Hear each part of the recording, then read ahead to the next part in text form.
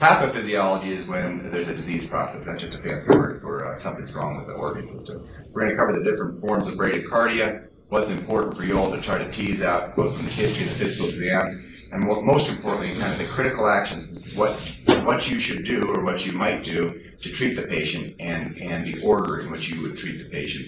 And finally, why something should work or why it might not work for each of these interventions. So hopefully after we finish this talk and you're hanging out and you're talking to fellow medics, you'll have maybe discuss this and come up with your algorithm how you would approach various patients who have cardiogenic shock.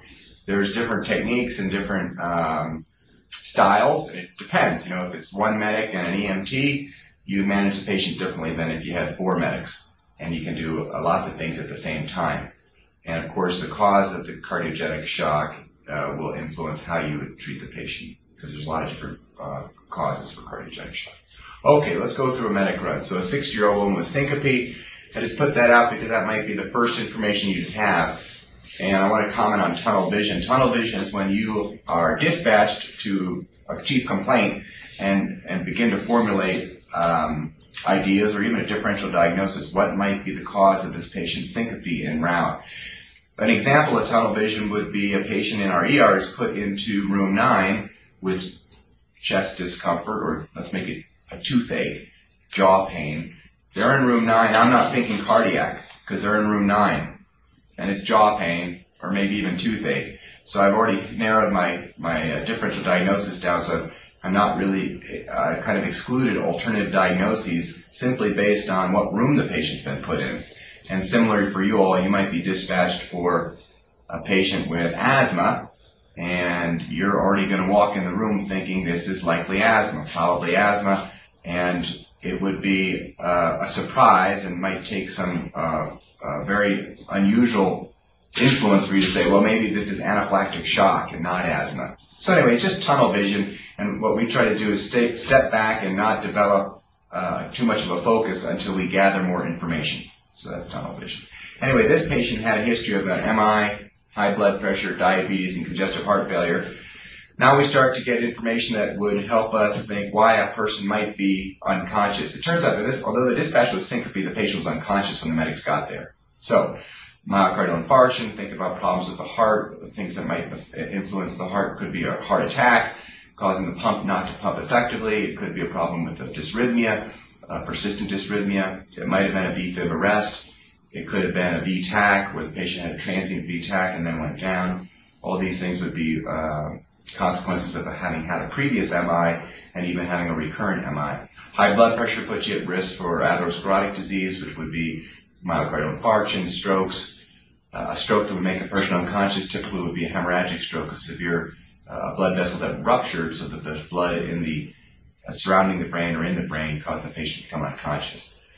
Diabetes, hypoglycemia comes to mind, although certainly worth checking, and congestive heart failure. Anybody with congestive heart failure is at risk for dysrhythmias because the heart is typically dilated, and that kind of stretches the conduction system and puts them at risk for arrhythmias and even VFib arrests. So anyway, that's the past medical history. Here's some of the medications the patient's on, and I encourage you, the meds change. I've been doing this for over 15 years, and the medications, really, there's a lot of new medicines out there, and it behooves us to try to stay on top of them. As you go on runs today, you'll have some patient have 20 different medicines, and maybe you pick one out that you're not familiar with and read up on it a little bit when you get back to the station, and then the next time you'll be familiar with it. Here's a couple. Carvedilol it ends in OL. It's a beta blocker. Like most of the beta blockers will end in OL, like atenolol, metoprolol.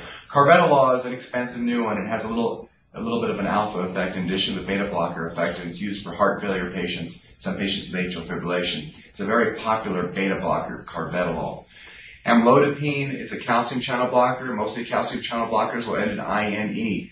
Calcium channel blockers work on the peripheral vasculature to dilate, therefore lowering the blood pressure. All calcium channel blockers potentially have some effect on the sinus node and the AV node, and when taken in excess can cause conduction problems and blocks.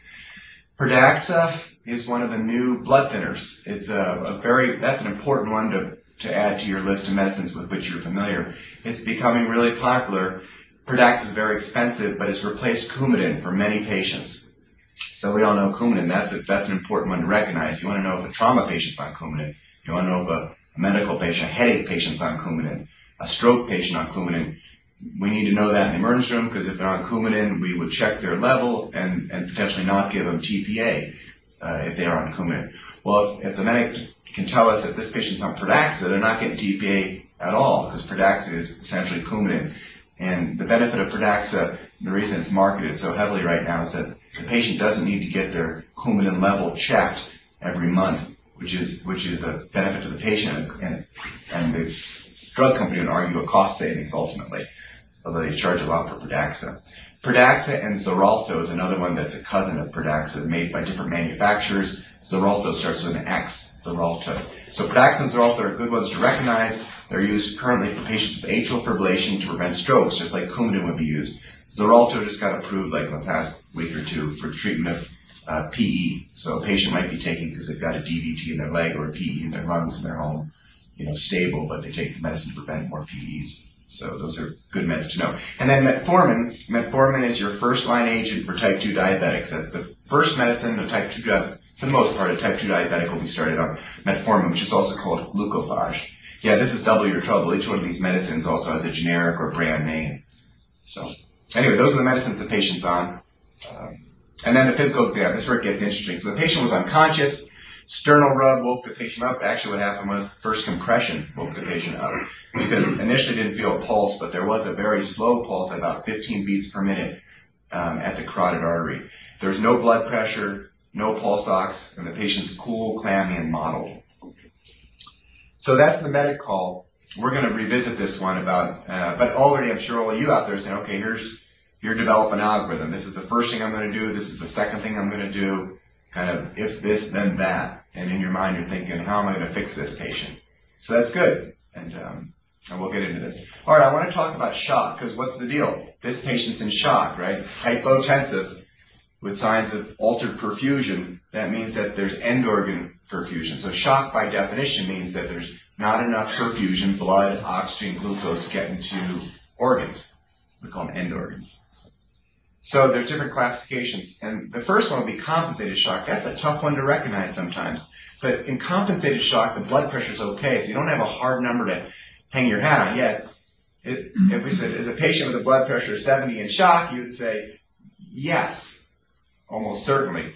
Is a patient with a blood pressure of 90 in shock, you'd say, well, I don't think so. And then we'd say, well, if there's evidence of end organ poor perfusion, they're in shock, it's compensated shock. We're going to talk about that. Decompensated shock is when there's hypotension. So we're in two classifications. All right, pretty easy. Compensated, they got a blood pressure that's maintained above 90 for an adult. Decompensated, below 90 with signs and symptoms of poor perfusion. We're going to talk about that. And then irreversible. Here's the humdinger.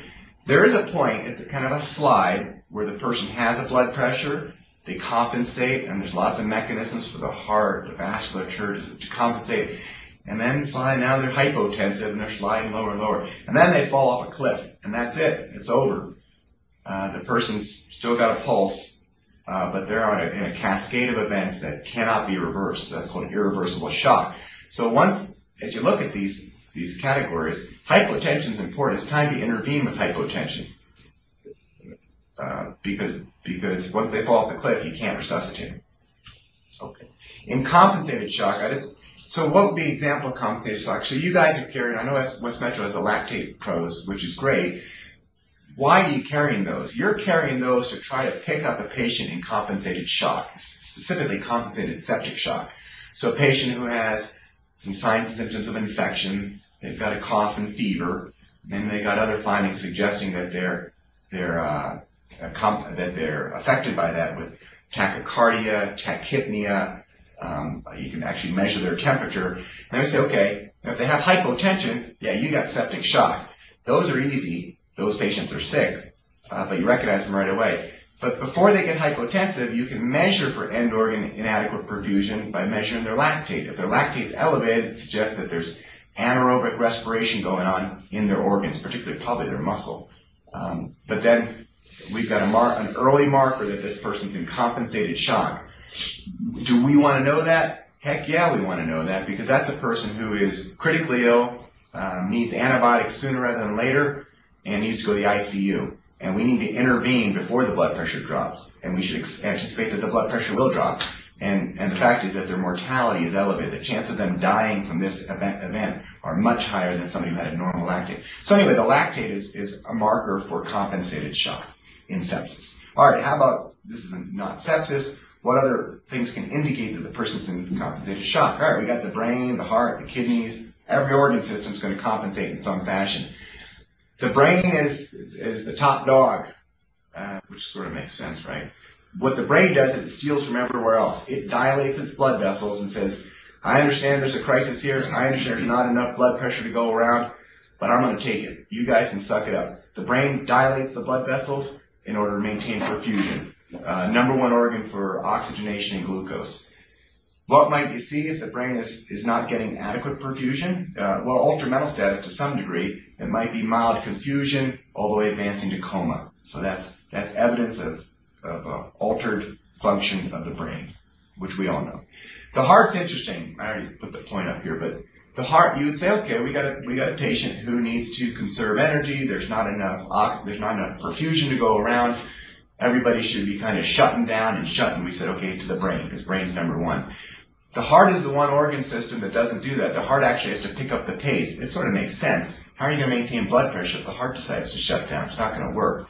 So, of course, the heart will pick up the rate. So, invariably, the heart will you'll develop tachycardia to compensate for shock. If you have bradycardia, something's wrong with the heart. And it could be a problem primarily with the heart, where the heart is unable to pick up the pace because of a conduction abnormality. It could be a myocardial infarction. Or it can be secondary. The patient may be on a medicine that prevents the heart from picking up the pace. It might be a beta blocker, calcium channel blocker, amiodarone, or something else that affects the heart's ability to compensate. But in this case, we'll go back to it, that heart rate should have been elevated. It doesn't make any sense for that patient with hypotension to be bradycardic. Okay, so the heart goes tachycardic. All right, what do the kidneys do? Kidneys shut down. Kidneys get about 25% of your cardiac output. We'll define cardiac output in just a moment.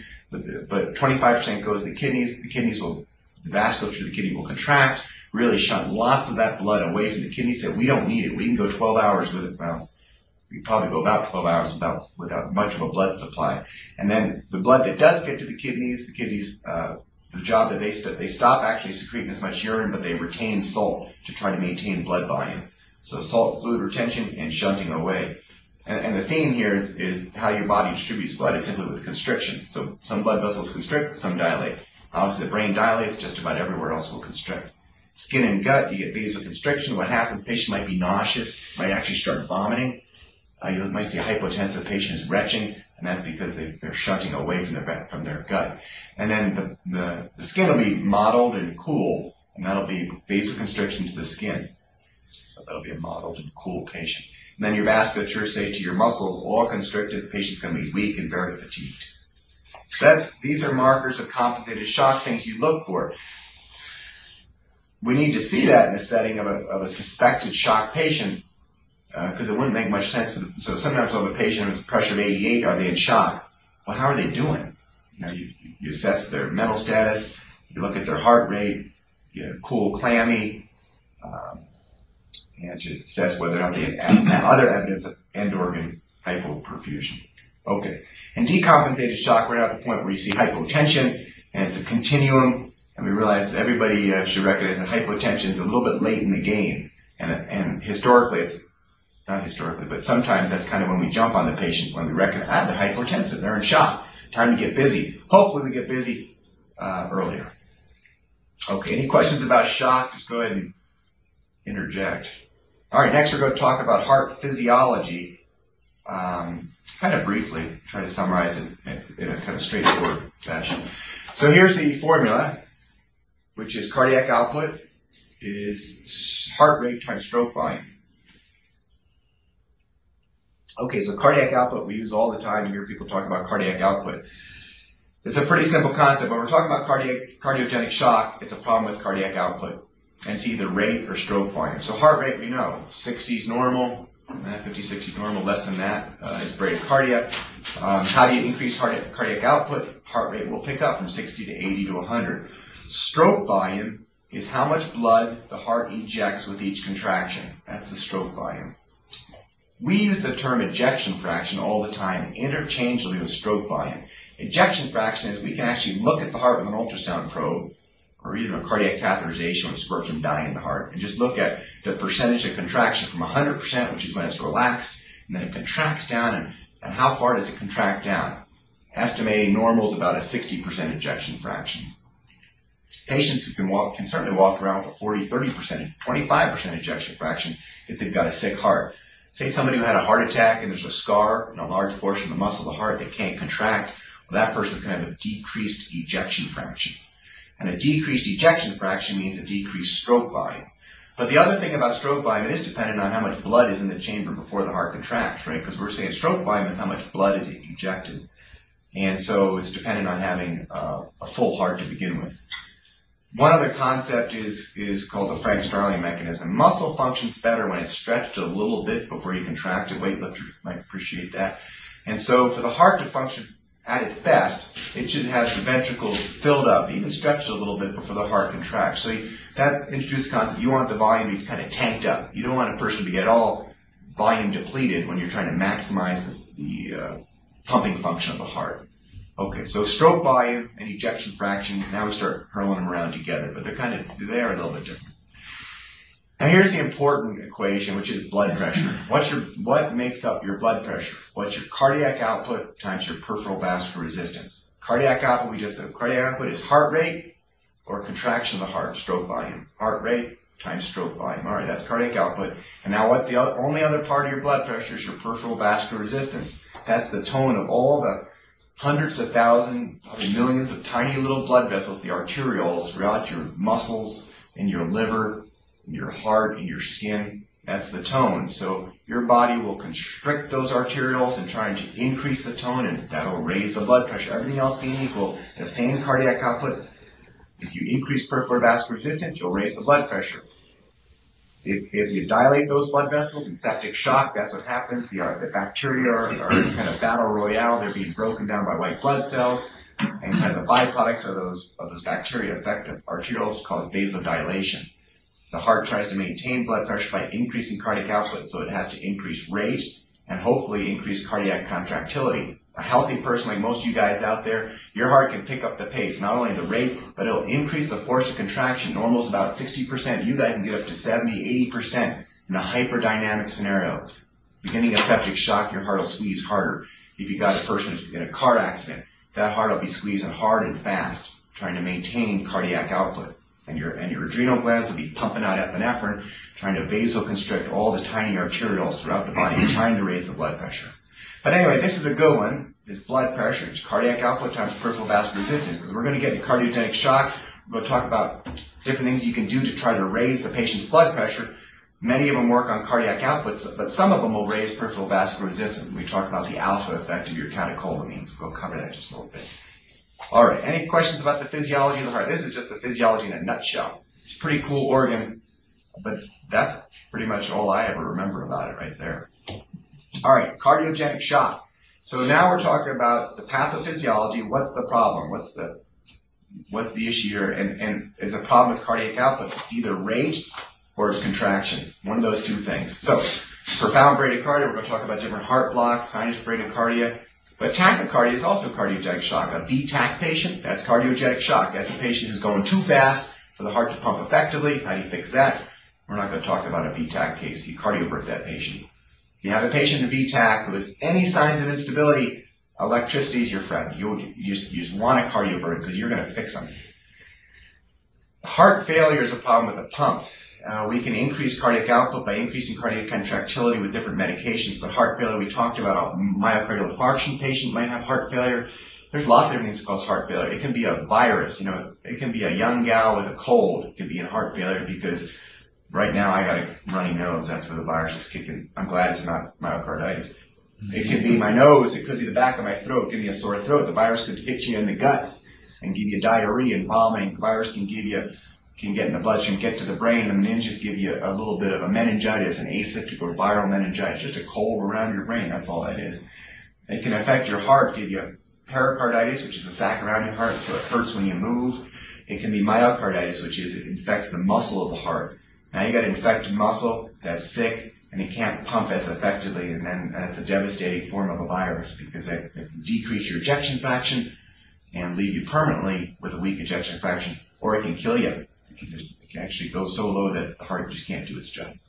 Finally, and heart failure, lots of different causes of heart failure. Pericardial effusion is another one that's also included in cardiogenic shock. That's where, say, a cancer patient or renal failure patient can accumulate, even a heart failure patient can accumulate plasma around the heart that gradually constricts the heart, so that the heart can't relax and fill up with blood. So the heart will pick up its rate to try to maintain its cardiac output, but as the ejection fraction drops off, and it's not that it can't constrict, it's that it can't relax and fill up, but it does diminish the ejection fraction as a form of cardiogenic shock. Okay, those are different classifications of cardiogenic shock. All right, let's talk about the electrical system. I'm moving pretty fast because I know we started late, so but please do interrupt me with any questions if you have anything you want to ask or talk about or suggest. I want to hear it. So the blue is your conduction system. The sinus node is number 1. AV node is number 2. As you look at this, it is important to realize that what artery supplies blood to the conduction system is the right coronary artery. The right coronary artery would be your inferior MIs, 2, 3, and AVF. So when you have a patient with an inferior MI, you're worried about the sinus and AV node. Those patients are at higher risk for blocks. So that's good when you tack on a cardiac alert or a patient with ischemic changes on the inferior distribution, we would be prepared for blocks. So, and why? What do you mean? All right, I know that. Well, okay, be prepared meaning a block can surprise you, and you got to have a plan. And what's your plan? This whole lecture is about what's our plan. So, okay. We tease out the conduction system. We got the sinus node, the AV node, the bundle of His, which is right below the AV node, and then you get left and right bundle. And the sinus node, your P wave is as the conduction goes through the muscle of the AV node. There's a little delay the muscle of the atria is where it generates your P wave. Your AV node is that little pause, the PR interval, and then we start to see the muscle contracting or depolarizing, and that's the generation of the QRS complex. Sinus node and AV node are responsive to atropine. Anything below, lower portion of the AV node and below the AV node, generally it'll be a wide complex and generally not responsive to atropine. Okay, let's roll through some EKGs. I'm not going to spend too much time on the EKGs because one, it's not fair because it's tough to see these, and I've labeled them, so it really makes it easy. But anyway, this is a sinus bradycardia. How do we know that? Well, we look at, generally pick out one lead and run it for 6 to 10 seconds, and most of the times your life packs will grab lead 2. Lead 2 is generally the largest QRS complex, largest P wave, and that's good to know. Generally, your life pack will be set up to grab lead 2 when it's trying to pace a patient. It wants to find the QRS complex so it doesn't pace on the QRS complex. So I'd like to pick out the largest QRS so it can monitor. Generally, lead 2 is the one that we look at. In this case, we see a P wave, which is upright, a normal PR interval, which is less than one of these boxes. One of the big boxes is 0.2 seconds, a nice narrow QRS complex, which is less than 0.12 seconds, and then a T wave. So what are we doing when we're looking for blocks? We're saying, is there a P wave? Yes. Is there a P wave before every QRS complex? Yes. Is there an association or a relationship between the P wave and the QRS? Meaning, is that PR interval, does it seem to be the same, or does it repeat itself? Is it a fixed relationship? Yeah, that PR interval is the same all the way across. There's no heart block there. It's a sinus bradycardia. All right, is a sinus bradycardia pathologic? Is it a problem? Well, it depends, right? It depends on the clinical context. If it's a patient who's diaphoretic, dizzy, trying to lay down when you're sitting them up, weak thready pulse, who just passed out, yeah, that's a problem. That's a pathologic sinus bradycardia. There's something causing it. But many of you people right now have a heart rate of about 40 because you're athletes, you have a healthy muscular heart.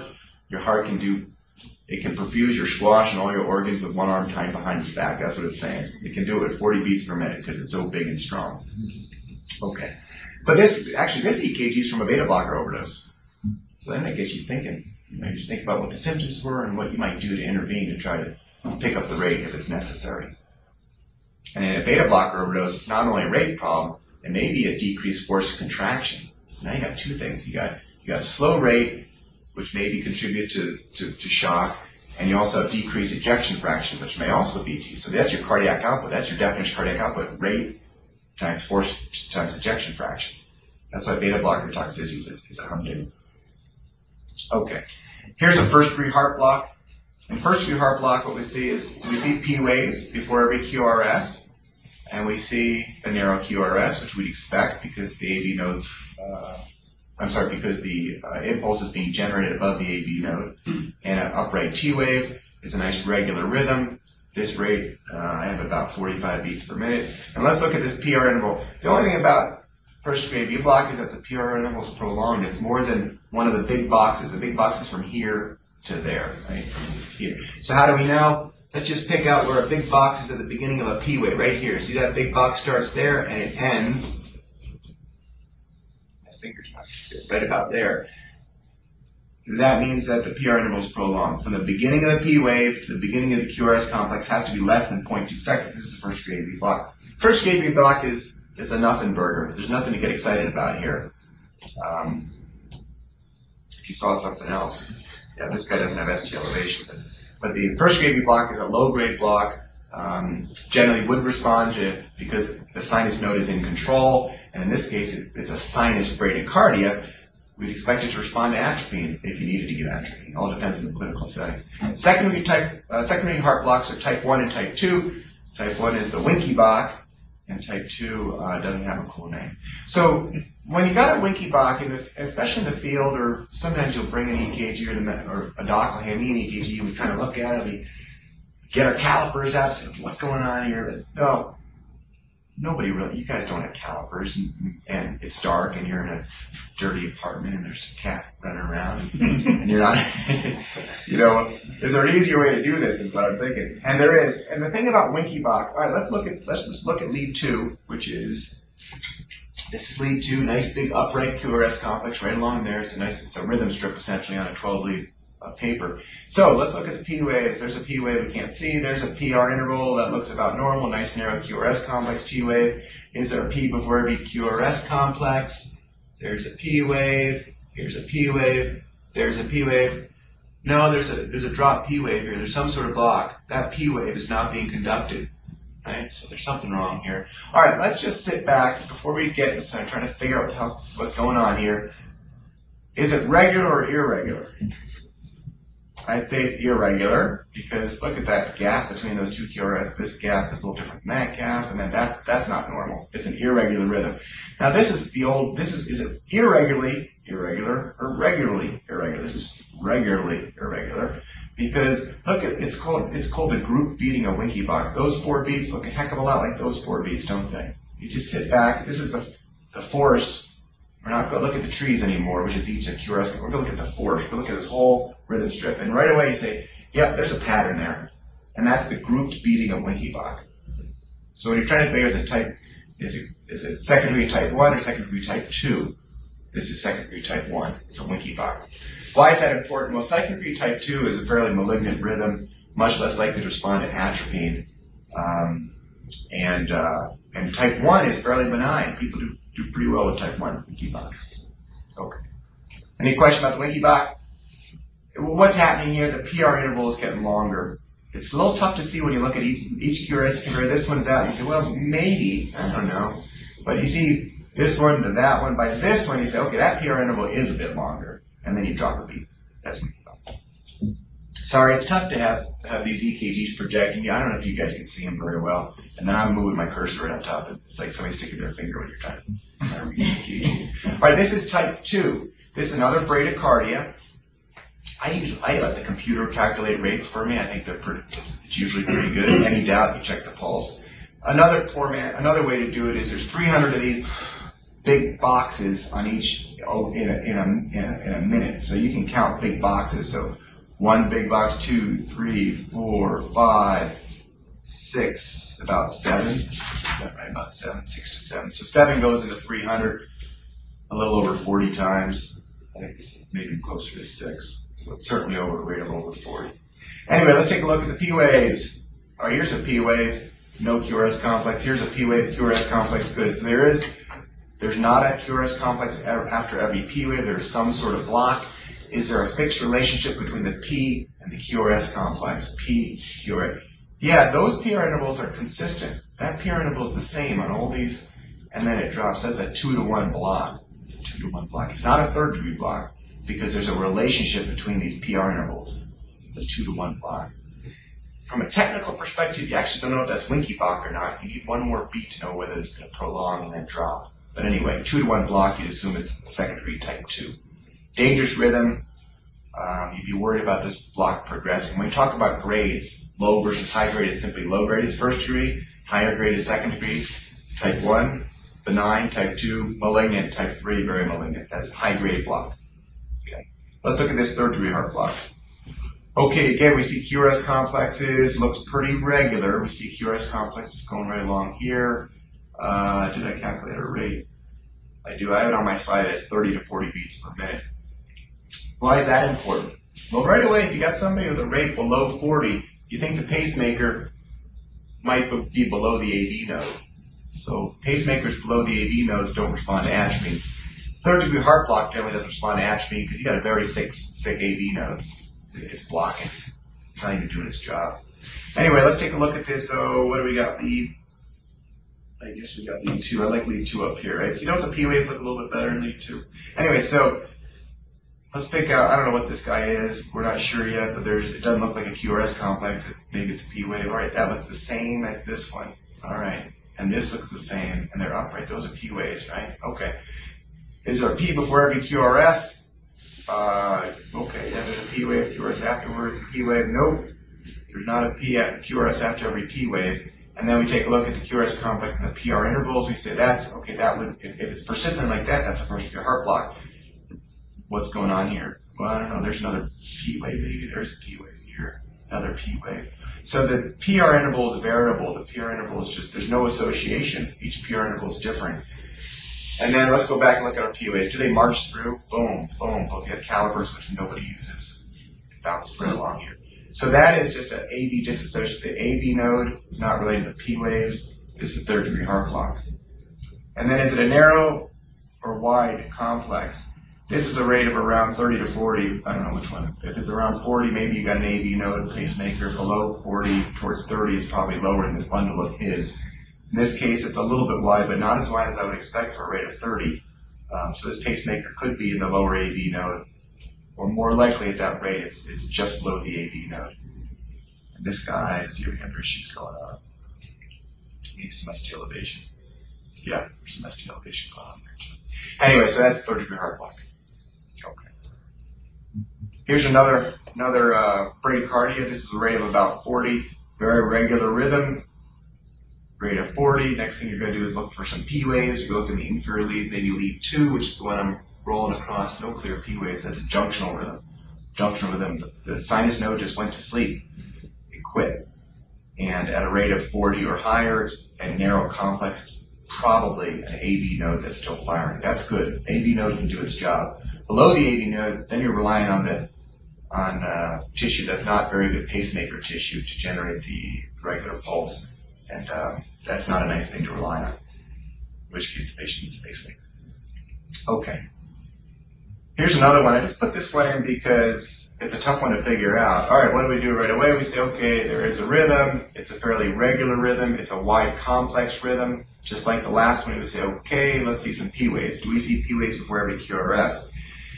And you look hard, you look up in lead 2. Are there P waves? There aren't any clear P waves. And so what your thought is that this is some sort of idioventricular rhythm. It's less than 40 wide complex. Will that respond to atropine? No. An idioventricular rhythm below the AV node, wide complex, won't respond to atropine. You can certainly skip atropine and go to something else. But when you look real hard at this one, there is some P wave activity going on. I think we saw it in lead maybe it was in lead V2 when he carried out. There was, I'm sorry, I'll wiggle it. It turns out that this, actually is a secondary heart block. There was some P-wave activity. The point of this slide is that it can be really tough to see P-wave activity. Cardiologists sometimes will have the patient swallow an electrode to try to figure out what's going on with their sinus node activity and AV node. So it's not always clear cut, and you guys don't have 5 minutes and to pass around between each other to try to figure out what's going on. And that's why your algorithm says you can try atropine. So it turns out that this was not a 2-to-1 heart block. This is a bundle branch block. This guy had a left bundle branch block with a sinus bradycardia. And that would respond to atropine, right? The bundle branch block is like you see him all the time. He's got upright, wide complex, and one in V5 and V1. And if we just saw P waves, we'd say, oh, it's a sinus bradycardia left bundle branch block. That's not quite as pathologic as idioventricular rhythm. And that's what the guy had. But on first blush, and when you start to look at it, and say, I don't see P waves. This is idioventricular rhythm. You might say skip the atropine. But in this case, atropine would have worked. Okay. All right. That's all we're going to cover for EKGs for the time being. I want to talk a little bit about symptomatic bradycardia. What is symptomatic bradycardia? Because when you're trying to decide whether to treat a patient with bradycardic, they need to be bradycardic. Okay, no brainer. And they need to have symptoms. Okay, that's good, because sometimes patients end up getting atropine just because they have a slow heart rate. That doesn't make any sense. They need to have some symptoms, and those symptoms got to be due to the slow heart rate. And we'll talk about a case in a little bit about that. So we don't. What's the downside of atropine? You give atropine to some elderly person, they can really get goofy. Atropine can make them mad as a hatter, right?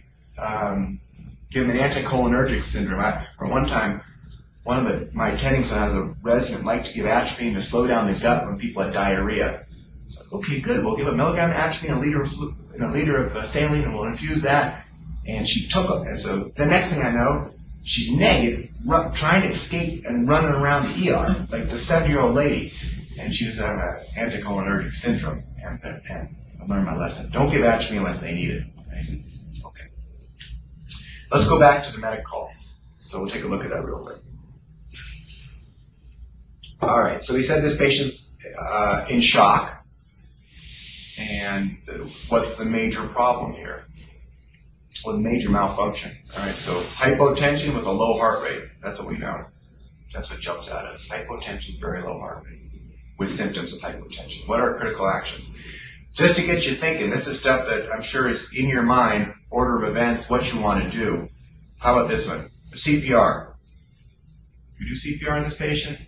No, because they got a pulse, right? Adult with a pulse. We wouldn't do it. Kid with a pulse, we might do it. Depends if there's evidence of end-organ or perfusion, if they're profound shock, unconscious, for a child, but for an adult we would. Okay, load and go. That's what generated this case. Loading. You just pick this patient up and say, this person is super sick. We need to get in the hospital fast. So we're going. Okay. Well, true, they are super sick. True, they probably should get to the hospital real fast. But you are well equipped to manage this patient. Everything you would do is everything I would do. I'm going to do the same stuff you're going to do. Is it better to do it sooner rather than later? That's the point of this lecture. It's better to do it sooner, right? Before they're in irreversible shock. So please, you treat them. You're equipped, you're trained, and you got everything you need to do it. Trendelenburg. Trendelenburg is something that's kind of fallen out of favor. There's not much benefit to Trendelenburg. Let's mention that. Okay. Do you need to give them oxygen? How do you want to give them oxygen? Okay, you're thinking about that, right? Do you need an IV? Is it going to be tough to get an IV? If it's tough to get an IV, how important is the IV? Are you going to put an IO in or not? Are you going to try an EJ or not? Okay. It all depends. How many hands do you have? Do you have an extra medic? If you've got one medic, where are you going to put your effort? Once you get your IV, do you need to give the patient a saline bolus? Will it help them? Potentially. Is it a class 1 benefit? Means clearly a great benefit, or maybe it'll help them. Okay. Do they need a 12 lead? That's a loaded question. Does that patient need a 12 lead? There's an argument that they don't. Right? Are you going to pace? If so, how are you going to pace the patient? When are you going to pace the patient? Are you going to give atropine or not? Are you going to put them on a pressor? Which one? Pressor, dopamine, or epi? Which one are you going to use? Are you going to give them IV push, or are you going to give it by drip? If I forget to cover that, you only give a push of epi when they're in cardiac arrest. Otherwise, it's IM or a drip. We don't push it unless they're in cardiac arrest. Aspirin. If you want to check the glucose, this is a diabetic who's unconscious. And emergent return, that's getting a lot of attention right now. I think you guys are the expert on that. I don't even want to give guidance on emergent return, except I know I've seen some stuff that shows it's, in at least I think Aurora had their data that didn't really improve their, say, like a minute and a half on average. It's hard to, we all think life and sirens, I mean, lay people or docs would say that must save lots of time, but at least in that system it didn't make much of a difference. And certainly we wouldn't want to put you or the patients at risk by going emergent if it doesn't make any difference. But in some patients it does make a difference, so you guys got to be the judge of that. How important is it for you to get to the hospital quicker? So all things you think about. All right, let's go into what we're going to do for this patient, how we're going to tackle them. So first of all, is what is the major malfunction here, soldier? So I'm line from a movie. What's your major malfunction? So what's the major problem? We put it in clinical context. In this case, the patient doesn't have a radial pulse, but does have a carotid pulse, so we know they're hypotensive. The numbers that are thrown around for that, maybe you lose your radial pulse around 80 to 90 systolic. You might lose your femoral pulse around 50 to 60, so it's probably somewhere above 50 to 60. I'm sorry, carotid pulse around 50. So the patient's hypotensive, and actually couldn't get a blood pressure, you know that. If the patient's got a pulse, it's back to ABCs, BCAs, whatever the thing is now, but basically you go to the airway, because bradycardia can be responsive simply to hypoxia. You know, you get a heroin addict who is unconscious, stop breathing, bradying down. They're bradying down because they're hypoxic and they're apnea. There's lots of scenarios where that happens, where the first thing to do is give them oxygen, because it can improve the function of the pacemakers. Pacemakers are sensitive to hypoxia, which is the sinus node beating. So first thing would be we try to get the patient address hypoxia, and then we got to take a look at this hypotension. They're in shock. Why are they in shock? Well, they should be tachycardic, but there's something wrong with the heart, right? There's something wrong. Now, you could say, in the right setting, this is a person who has melena all over the floor. It's clearly a bleed, and they're not tachycardic. You see, it's cardiogenic shock. Well, no, there's something wrong with that heart. That heart can't, it's a sick heart, but they're bleeding. Or more likely, they're on a beta blocker, or they're on a calcium channel blocker. There's something that's preventing the heart from compensating. But in this case, it's hypotension. It's a pathologic bradycardia. It's either primary from the heart or because the heart can't compensate in some fashion. All right, first of all, let's talk about this. Monitor. Does the patient need to be on monitor? This sounds basic to you, but let's just roll through all this stuff. Monitor. In fact, everything we're going to talk about is we would do it if it's going to help the patient, if we need it, if it's useful. If it's not useful, we don't need to do it. We shouldn't do it. We've got other things to do. This patient's sick.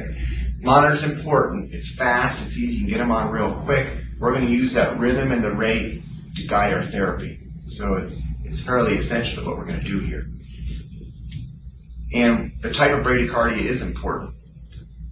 It's useful and very important for pacing. Now here's the other thing, the 12 lead, it's a tough one, but the 12 lead will slow down, it might potentially slow down your interventions here. If you're moving quickly, you don't have enough hands, and you're thinking about pacing the patient, would I say, let's tease this out. The patient needs to be paced. Do we want to delay pacing for a 12 lead? No, treat the patient. But you might say, gosh, I'm going to bring in this patient with this sick heart, this arrhythmia to the doc, and I'm not going to have a 12 lead. You do that, and you dare me to take him off the pacer. Double dare me. I'm not going to do it. I'm not going to stop the pacer. The pacer is much more important. The therapy is much more important. So I don't think that the 12 lead is mandatory. There are ways to do this where you get a 12 lead. And when we're going to talk about the therapies, you might be, I'm going to give atropine. I'm going to prepare to pace. I'm also going to prepare to give a pressor. You may have a little interval, in which case you can do a 12 lead. But I don't think you'd be faulted if you had to move quickly to pacing and therefore didn't do a 12 lead. Okay. It's unnecessary because it's not going to change your management, right? You already know you got things to do, so the 12 lead is not going to necessarily help you.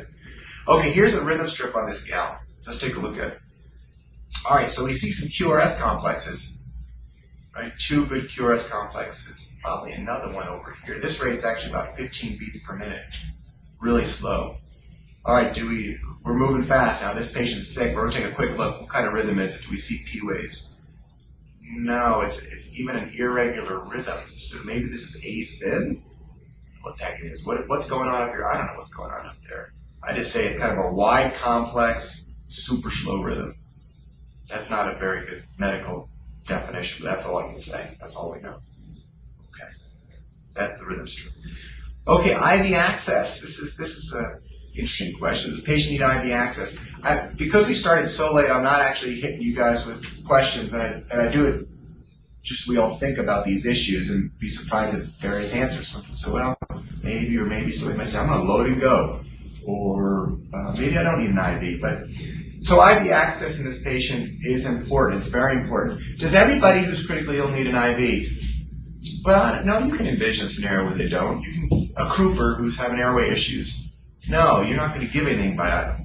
Why would you torment the kid with an IV? There's nothing you're going to do for the kid with that IV. So why put an IV in that kid? I probably don't want to put an IV in that kid.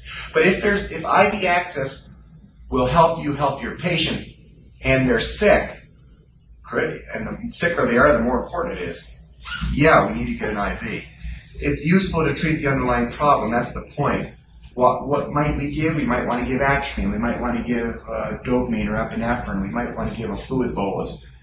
We might want to sedate the patient if we got him paced. So lots of things that would require IV access. So the answer is yes, we really do want to get IV access. So we have to get that IV.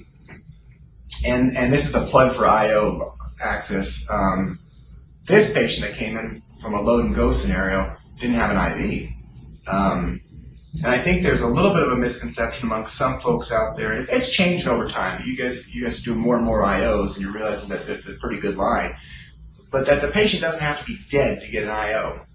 You know, they could be mostly dead or heading towards deadness, but they don't need to be dead to get an IO.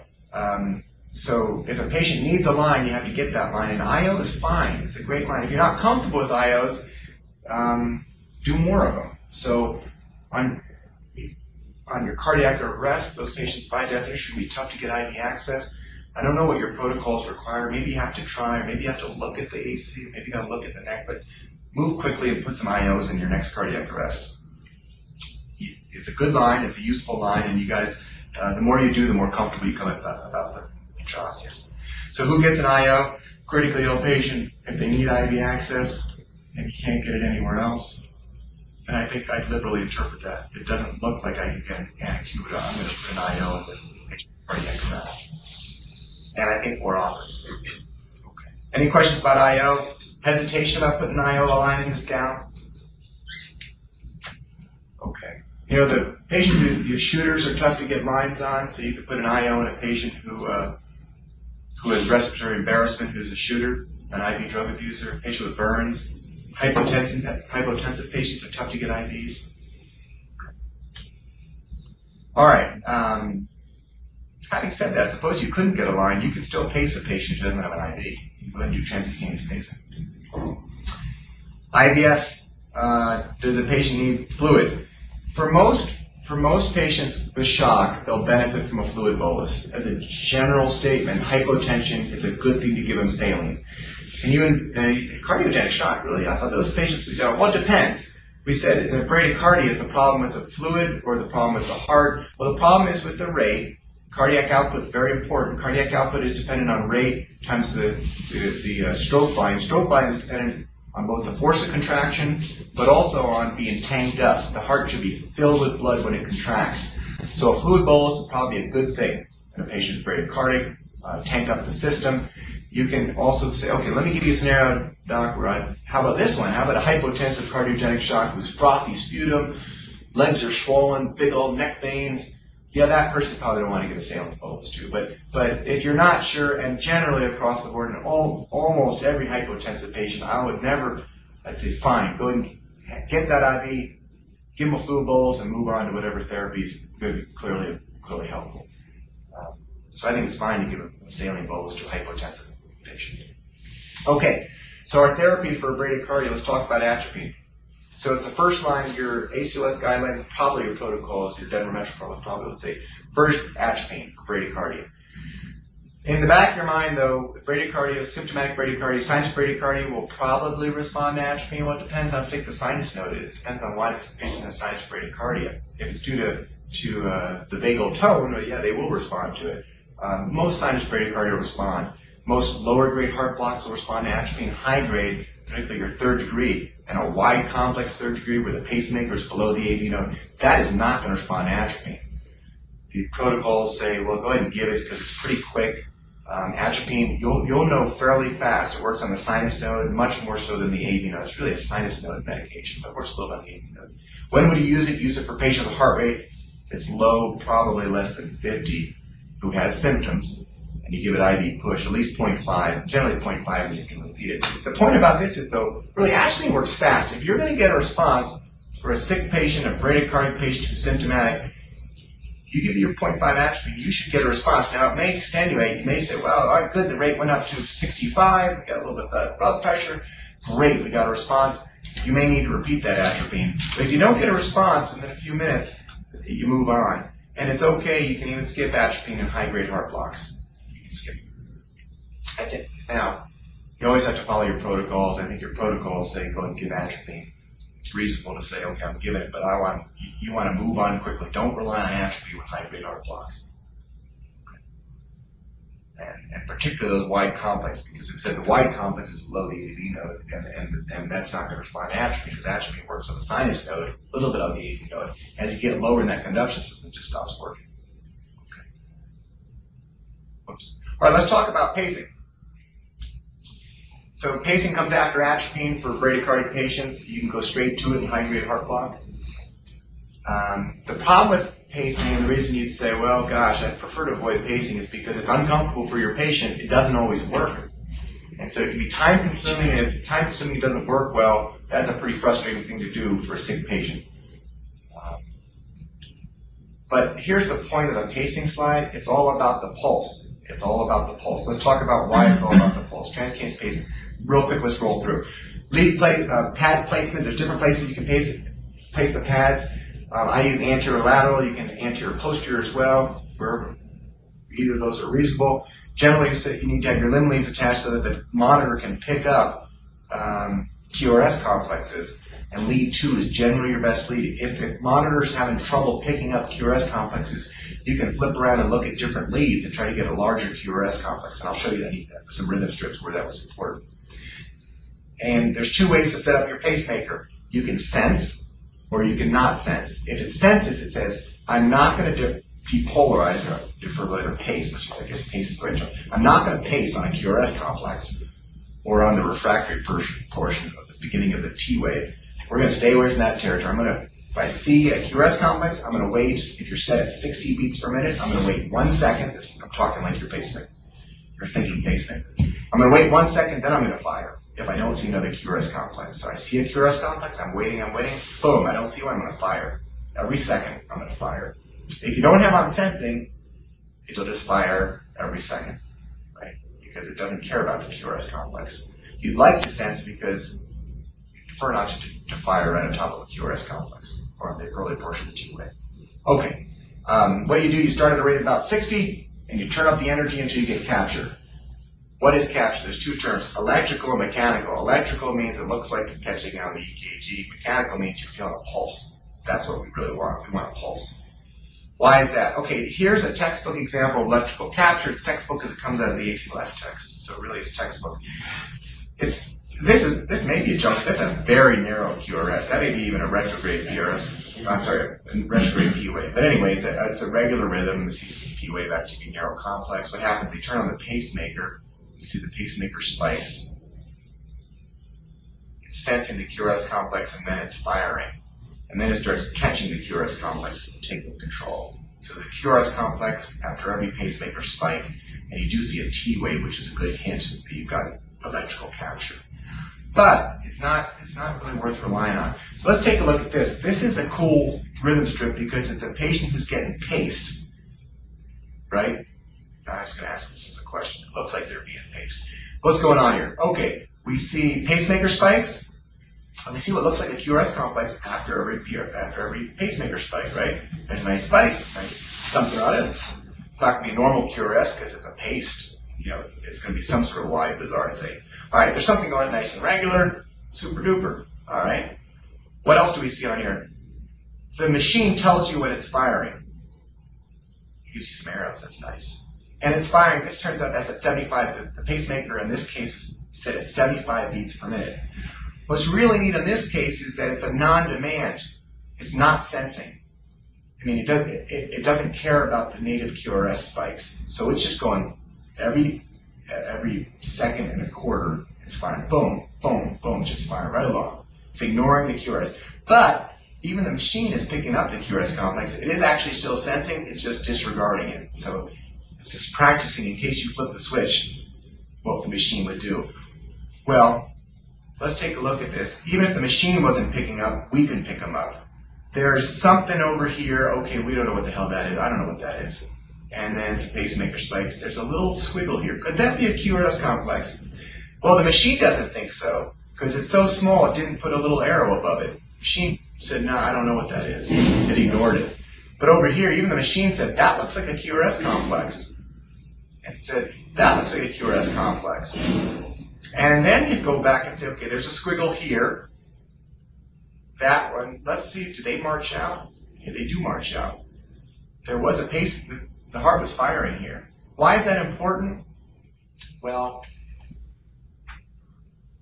what happens here is that the medics look at this, and you're not actually, generally you don't print these things out. I went back trying to find some 12 leads of us pacing transcutaneously. We just never print them out, right? And you're doing them in the field. You're looking at this on a monitor. This is even tougher for you than it is for me. I'm spending 5 minutes looking at this. You're looking at your life pack trying to pick up is it pacing or not. And it's understandable that you would miss these things up here. But the key is there a pulse with each one of these spikes that you think is a QRS complex, or you're assuming it's a QRS complex? Maybe it is a QRS. Maybe this stuff is, I don't know what that stuff is. Maybe you're assuming this is a QRS complex. You're saying I'm having success. It all depends on your pulse. If you felt the pulse in the carotid, which the medic did, you'd say, yeah, I'm pacing. It's working. I've got a pulse every second or so. With the pacemaker spikes, I feel a pulse. Well, actually, what you're feeling is contraction of the musculature in the chest, so you should feel a pulse in the femoral artery. If you feel a pulse in the femoral artery, they're not going to correspond with those spikes. They're going to correspond with up here, those little arrows, so you don't have capture. How do you really know? By looking at this EKG, you don't have capture? Well, look at that. That QRS complex, if this depolarization is working, you can't have another QRS complex on top of a previous QRS complex. It can't happen. So in this case, you don't have electrical capture, and if you can be excused saying, well, it sort of looks like you had electrical capture. I agree, it sort of looks like you did, but it's all about the pulse. This patient didn't have a pulse at 75 beats per minute in the femoral artery, and you got tricked out because you were feeling the contractions of the musculature of the chest wall and affecting the carotid. Any questions about that? Native QRS versus the pace. It's a really neat EKG. Got to illustrate some real important points. It's all about the pulse when you pace. I've had patients brought in. It's not unusual to have this kind of being tricked out from this, where they're monitoring even flight teams come in where a person's on a ventilator with essentially no good blood pressure, and a belief that we're pacing because they're seeing the pacemaker spikes with QRS complexes. If you didn't believe earlier on the previous one, you might believe with this. What happens when you turn up the amplitude? Hey, you get a better looking QRS complex, right? Weird, that's not a QRS complex. It's just some sort of artifact generated by the pacemaker spike. So it can even trick you out some more. So this is another one that shows the same concept, that there was no capture. It was just missing the QRS. Now, if you had it on sensing, in this case, the machine would have picked up the QRS complexes, and you would have seen that the pacemaker spikes aren't regular. They're only going to occur, you get a pacemaker, this one might have fired, but that one wouldn't have fired, right? And then if there's another spike, it'd wait another second or two, and then a second and a quarter, and then it would fire again. So it's all about the pulse. Monitor the pulse. Continuously monitor the pulse. Another kind of tricky way to monitor the pulse is a pulse oximeter. If you got a waveform on the pulse oximeter at 60 beats per minute, and you're pacing at 60 beats per minute, well, you got mechanical capture. That's as good as feeling a pulse. Don't rely on the carotid artery because it can trick you out. I've been tricked out by filling the carotid saying, because you want to believe, you're seeing this rhythm, you're saying, okay, good, I got QRS complexes after the pacemaker spikes, and I'm feeling a pulse, I'm a believer. But you can get tricked out from that. Okay, enough about pacing. Any questions about pacing? It's all about the pulse. Don't rely on that electrical capture on the monitor. And really continuously feel for the pulse. And you can have a pulse and you can lose the pulse, so you might have to turn up your amplitude en route. I was good at, I started at 60, I cracked up to 80, I got capture, I felt a pulse, look at the monitor, we transfer the patient to the rig, I'm seeing my pacemaker spikes, I don't know what the heck's going on with the native rhythm, and you can lose that pulse, but don't assume you still got it. And if you lose it, just turn up your amplitude. You may get capture again. Okay, all about the femoral pulse. And the other question that comes up when we're pacing is, this is a hypotensive patient who's super sick, and they're not, I had to crank up the amplitude, the patient's really not tolerating this. Can we sedate the patient? The answer is yes. You have to give them therapy that's going to save their life. Yeah, you can certainly sedate them. You might have, I don't know what the protocol, maybe you have to call in for that, I don't know, but it's certainly reasonable to sedate the patient. All right, next I want to cover adrenergic receptors. This deals with pressors.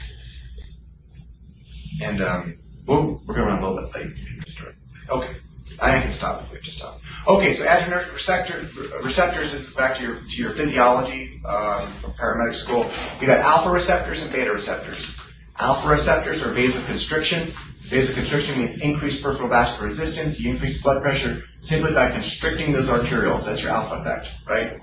And we know peripheral vascular resistance is half of the equation for your blood pressure. It's cardiac output times peripheral vascular resistance. So we're going to raise blood pressure with alpha constriction.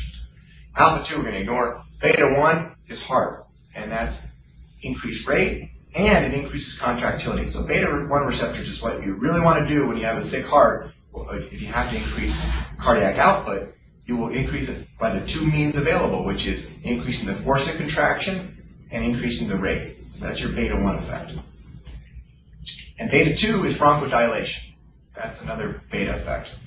Okay, let's take a look. This is, okay, these are two technical terms.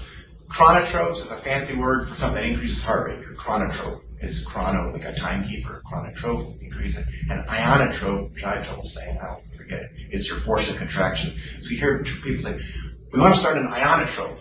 All right, what the heck are you talking about? Ionotrope. Okay, so that's something that increases the force of contraction. And there's some medicines that are more dedicated to that. A chronotrope would be rate. A chronotrope would be atropine, right?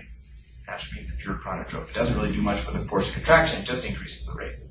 Okay, here's a slide that shows epi versus dopamine. I have norepi on there because I did this for some folks who are flight folks, so they carry norepi, which is levofed. But here's your beta 1, beta 2, and alpha. All right, so epi has beta 1, beta 2, and alpha, kind of equally distributed. You start epi at low dose, you're getting a little bit of beta 1, you get a little bit of beta 2, and a little bit of alpha. You pick it up a little bit, you're getting a little bit more of beta 1, beta 2, and alpha.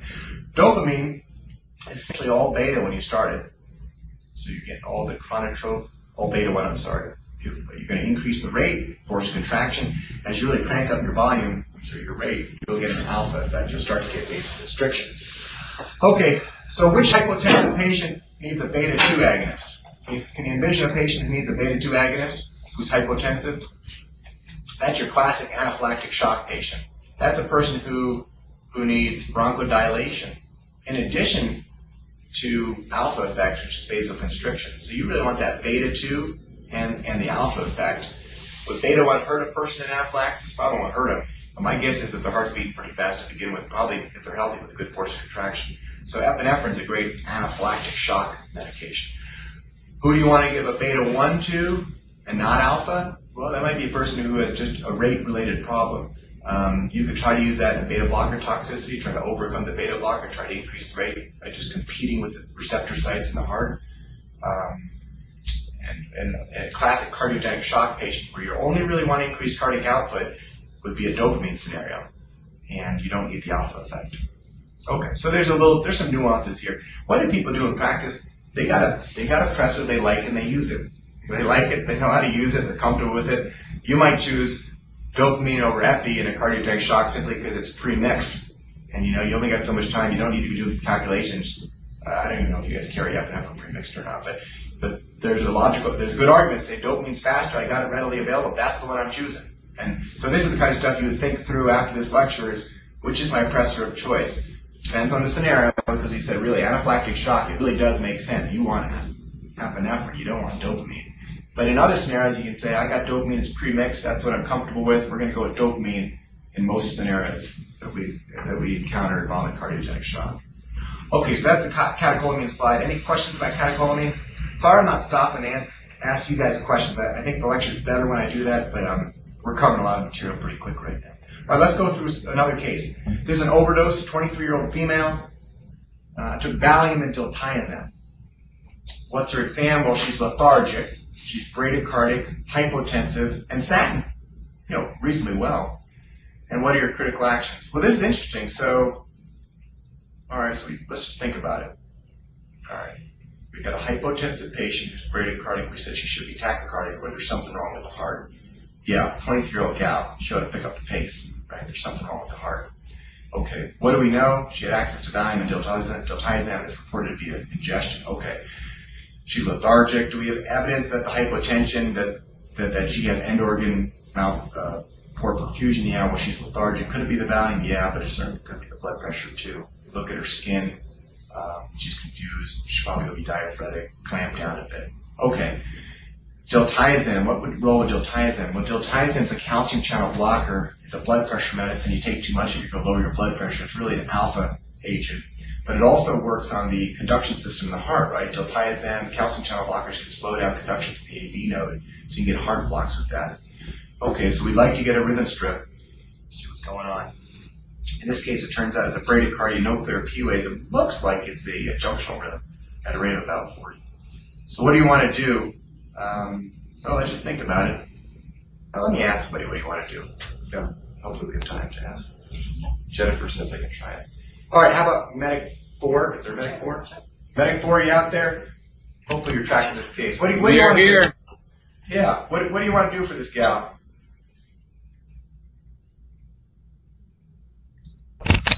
We're going to think about some atropine and glucagon. Good. Excellent.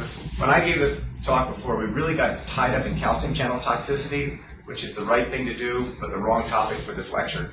You're right. You can do glucagon. You can also do calcium for suspected calcium channel blockers. That's kind of one of your antidotes, which I think you guys know. I learned the other day you carry calcium. You can use the calcium, which is great. You got to use kind of higher doses. And glucagon can also be tried in this scenario. Okay, you go try some atropine. If it doesn't work, you're going to think about giving a pressor or pacing. And pacing is certainly reasonable because pacing will pick up the rate. In this scenario, when you think about a pressor versus pacing, we said, okay, our first line agent is going to give some atropine for symptomatic bradycardia, and then we're going to move on because atropine didn't work, and we'll do pace or use a pressor. And the ACLS guidelines say you can kind of use them in either one. Either you choose your tool. What's going to be faster? I think, a lot of times pressors are easier because you need to have a compliant patient. And most ingestions, or most patients, don't like to have the pacemaker pads if they're thrashing on a big one. I think it's tough to pace a person who's awake and maybe not happy that you're there to save their life. In this case, though, there is an argument to say that maybe the pressor might be better than starting with a pacemaker because you'll get that alpha effect. And so you'd say, if I'm going to start something, I'm going to start low-dose dopamine or high-dose dopamine. Yeah, I'd like to get the beta effect. I'd like to pick up the rate. But this is calcium channel toxicity. I'd like an alpha effect. You can make an argument to do an epinephrine drip for this person because you want alpha and beta. You can also make an argument to say, I'm going to go high-dose dopamine because I want beta and alpha effect. And you can also make an argument pacing. The thing about pacing is pacing doesn't increase ionotrope, it doesn't increase the force of contraction, and it also won't have any effect on systemic vascular resistance. It's only a rate thing. It's like atropine, but not atropine. So the point is, you can do any of those. You can say, I'm going to pace the patient next. I'd say if you're going to pace, start a pressor at the same time, if you can. Now, if you're only one medic, you've got to be more linear. But if you've got two medics, one person's putting on the pacemaker pads, the other one's opening up the pressor and getting it started. Does that make sense? I just didn't want to talk about calcium channel toxicity except from the perspective of how to manage hypotension as opposed to rather the antidotes. All right.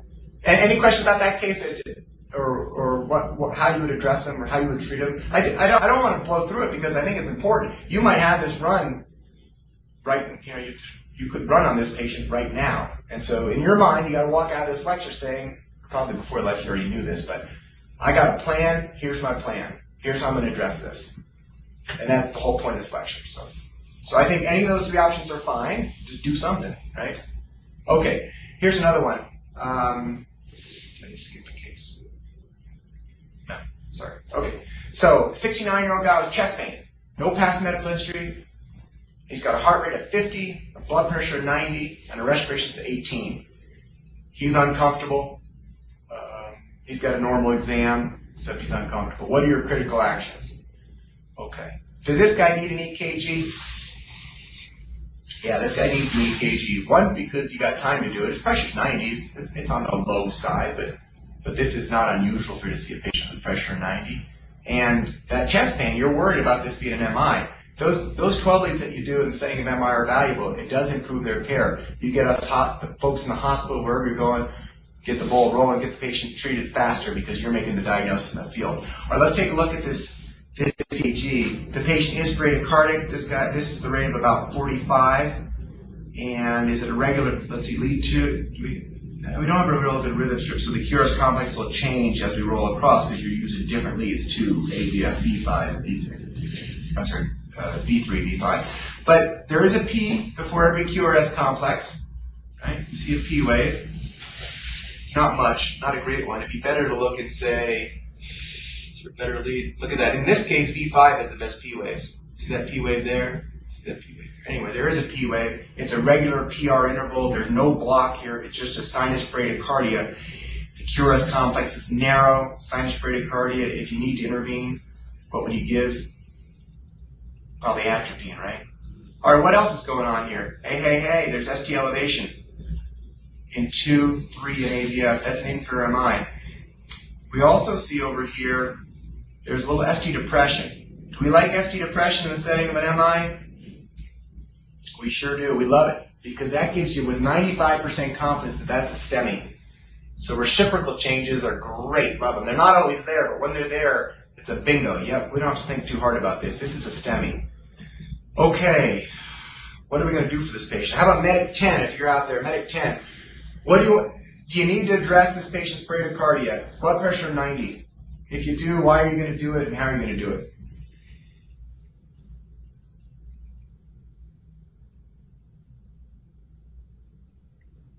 Medic 10's out there. Is there a Medic 10? What was the blood pressure? 90.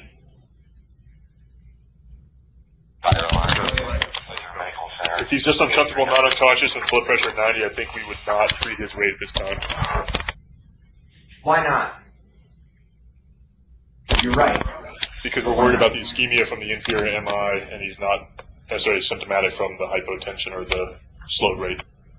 Right. Okay.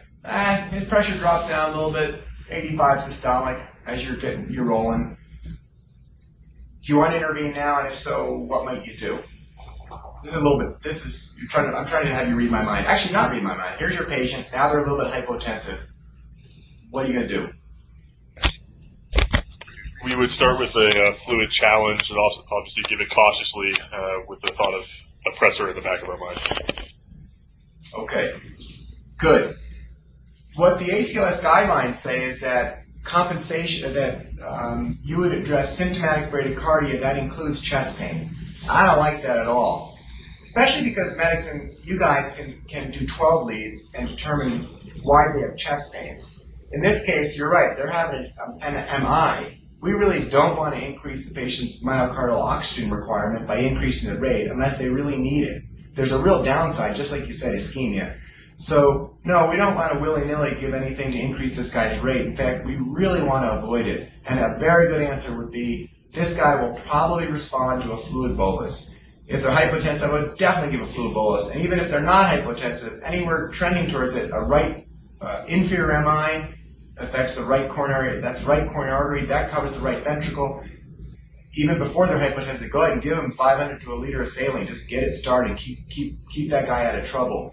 And then if you have to intervene because despite fluid, they're getting significantly hypotensive, not 88, not 86, but really dropping down, you would think about giving something. If they're bradycardic, give them atropine. If they're not bradycardic, you give them a pressor. But boy, do we really want to give them a beta-1 agonist? Gosh, that's going to really increase your oxygen requirement to the an area that's not got enough oxygen to begin with. So the point of this is just like you said. No, we don't want to treat this guy with a pressor or atropine if we can avoid it. Does that make sense? Hopefully it makes sense. All right, one more case. One more case. All right, so we got a case 4 is a 3-year-old drowning down at the bottom of the pool by mom. The family started CPR. The medics got there. Unconscious, cold and wet, carotid pulse of about 15, with a weak gasp. I mean, the kid made a little bit of noise, but basically wasn't breathing. What are your critical actions? And I'll just roll through. This is a good case. The rhythm strip is a narrow, complex bradycardia, but basically what happened was the medics took over CPR, and I won't tell you everything what happened with this case because there were some other issues, but did CPR and ultimately intubated the kid after a couple difficult intubations. Do we do CPR in this scenario? Yes, the kid's bradycardic, unconscious, heart rate of 15. What's important to treat in this child? That's the key of this slide. This is a suffocation, essentially. This is the oxygen. It's all about oxygen. It's not, we've had some cases where CPR is done without ventilation. You're doing that for a couple minutes in adults now because they may have better outcome, actually. But in kids, because they're almost always, cardiac arrest is almost always due to some sort of respiratory problem, if we don't do that, we would ventilate. And in this kid, it's all about ventilations. And does this kid need an IV? You'd probably say yes, I'm going to give some epinephrine, but really the epinephrine in cardiac arrest, it doesn't make much of a difference in it. This is all about the airway in this kid, all about ventilation. CPR, good CPR, and good ventilation. It's not even about intubation, which was the point. This is the case. It's a true case from a different lecture I put in here, but we don't need to intubate, we just need to ventilate this kid. So basically, this is a bradycardia that's due to hypoxia, and we got to address the hypoxia. And certainly in a healthy heart, you fix the hypoxia, the heart rate will pick up, and that's what happened. And then if you cut off oxygen to the heart, what happens? The heart just Brady's down, just gets slower, might start popping off some PVC, slower, and then PEA or asystole. That's kind of what happens when you cut off oxygen to the heart. So we want to address oxygenation in this scenario. I can't say that in no scenario could you ever imagine giving a pressor or atropine to a kid. No, kids getting to mom's medicines or grandma's medicines. No, there are scenarios where you would want to get an IV and get the pressors going. But in this case, this is a suffocation case. The medic's time is not well spent trying to get an IV.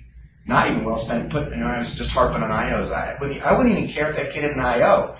The senior medic ought to be at the airway ventilating and focusing, and another medic should be really doing good CPR and switching out. That's what's going to make a difference for this child. Okay, there's the rhythm strip on that kid. So cardiogenic shock. So yeah, please treat at the scene. You guys can do it. You guys do a great job, and take the time and stop. And everything we do, when we covered in this lecture, is the exact same stuff we do in the ER. Exact same stuff I do in the ER. Oxygen's important. Don't forget oxygen and airway and ventilation. Get an IV somehow. If they're bradycardic, we've got to fix the rate. If they're not bradycardic, you go with a pressor. Okay. How do you fix the rate? You can give atropine, you can give a pressor, you can pace. Pace from the pulse. Okay. Here's a slide that shows some EKG websites that are pretty cool. Some of these EKGs are from the websites, and I talked to these guys. One of these times I gave this lecture, I had to get permission to use stuff. I can't believe you have to get permission. But anyway, those are some EKG useful websites.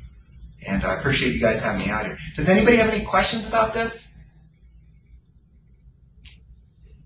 Okay. Good. So hopefully you take this lecture and this stuff goes. You're just thinking about how you would manage with your partners, how you would manage a bradycardic, hypotensive patient, a couple different scenarios, just talk it through, and then you're locked and loaded when you run on that call, in 2 weeks. So I'll see you in the ER. I appreciate you guys having me here. Bye-bye. Oh, here's my email. I do these lectures because I hope they're useful to you. If they're not useful, I want to change this lecture or not give this lecture. But I'm not happy to be here today. But if you have any suggestions, send me an email. Tell me what you see in the ER. I'm happy to hear your thoughts. So, okay, bye.